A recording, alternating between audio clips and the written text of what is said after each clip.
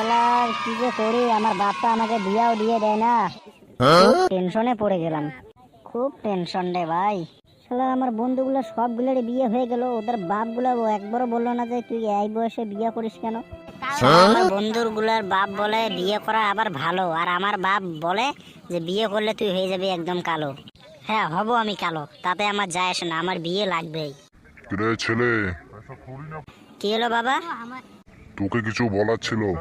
হ্যাঁ বাবা বলো, তোমার সঙ্গে আমারও অনেক কিছু কথা বলার ছিল। হ্যাঁ বল, আগে তুই বল কি বলা আছে। আগে তুমি বলো। তবে বলি শোন। হ্যাঁ বলো তবে। বলছি কি, তোর বিয়ে এখন আমি হতে দিব না, এখনো 2 বছর পরে। বাবা তুমি কি পাগলা ছাগলা হয়েছো নাকি?